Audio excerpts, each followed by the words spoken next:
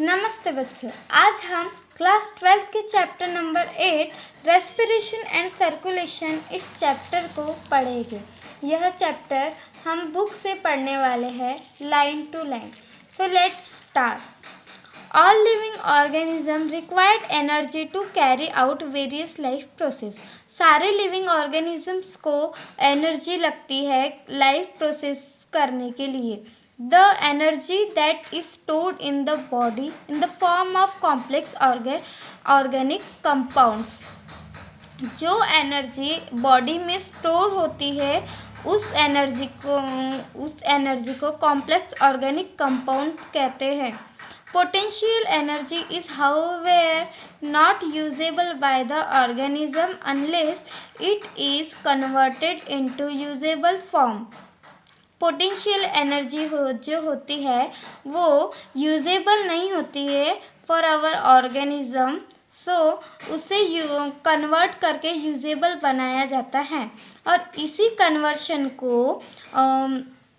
Process of respiration कहा जाता है। Next, respiration It is a biochemical process of oxidation of organic compound in an ordinary manner for the liberation of chemical energy in the form of ATP। ये जो process है यह एक biochemical process है और ये एक मैनर में चलती है। C6H12O6 प्लस 6O2 यह जो है 6 carbon dioxide plus water plus 38 ATP form करता है। For this the process of gases exchange takes place between the organism and the environment। The site of gases exchange is called the respiratory surface। Means यह जो process है organism और environment atmosphere के बीच में होती है। The site of gas exchange is called respiratory surface और इस गैस एक्सचेंज की जो साइट होती है उसे ही हम रेस्पिरेटरी सरफेस बोलते हैं। Organs of respiratory exchange। Respiratory exchange is a simple physical process for efficient gases exchange। The respiratory surface should have the following features। Respiratory exchange जो है यह एक सिंपल फिजिकल प्रोसेस है और एक इफ़िशियंस गैसेस एक्सचेंज करने के लिए रेस्पिरेटरी सरफेस को कैसा होना चाहिए ये हमें बताया गया है। It should have large surface area। Respiratory surface area को लार्ज यानी बड़ा होना चाहिए। It should be thin, highly vascular and permeable to allow gases exchange of gases। Means यह पतला होना चाहिए और हाईली वस्कुलर यानी प्रवाहित होना चाहिए और गैसेस एक्सचेंज हो सके, आर पार हो सके, ऐसी होनी चाहिए। इट शुड बी मॉइस्ट और इसे नरम होना चाहिए, इसमें नरमाहट होनी चाहिए। Gaseous exchange in plants. The shape and structure of plants facilitated gases exchange bye diffusion. Plants जो है वो उन्हें शेप भी होता है और वो फैसिलिटेड भी होते हैं गैसेस एक्सचेंज करने के लिए। A terrestrial flowering plant has many air spaces between the cell of stem, leaf and root। These air space are continuous।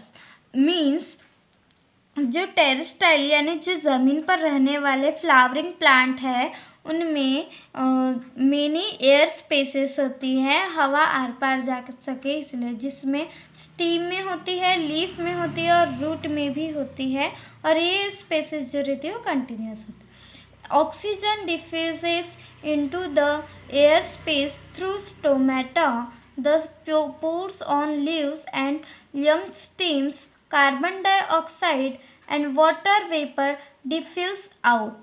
Oxygen जो रहता है वो इन एयर स्पेस के थ्रू स्टोमेटा में आता है और जो कार्बन डाइऑक्साइड होता है और वाटर वेपर रहते हैं वो पोर्स के थ्रू बाहर हो जाते हैं। इन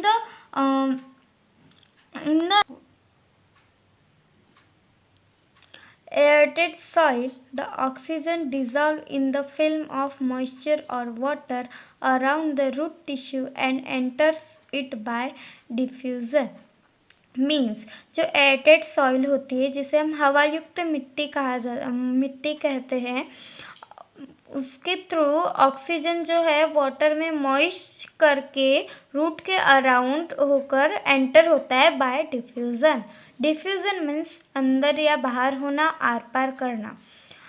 Woody flowering plants, trees and shrubs have an external impervious bark. Here, gaseous exchange occurs through small pores in the stem surface called lenticles. Means जो फ्लावरिंग प्लांट्स होते हैं, वुडी फ्लावरिंग प्लांट्स होते हैं, इनमें आसानी से जो एयर होती है वो जा नहीं सकती, आर पार हो नहीं सकती। तो इसमें गैसेस एक्सचेंज करने के लिए स्मॉल पोर्स होते हैं जिसे हम लेंटिकल्स कहते हैं। डायग्राम नंबर 8.1 में देखोगे तो देखिए यहाँ पे लेंटिकल्स बताया गया है, और बार्क बताया गया है। ये जो स्मॉल दिख रहे हैं ये है लेंटिकल्स, जिससे वुडी प्लांट्स जो रहते हैं वो गैसेस एक्सचेंज करते हैं। इस नेक्स्ट टॉपिक हम कल देखेंगे, रेस्पिरेशन इन एनिमल्स। अगर आपको हमारा वीडियो अच्छा लगे तो please like, share and subscribe.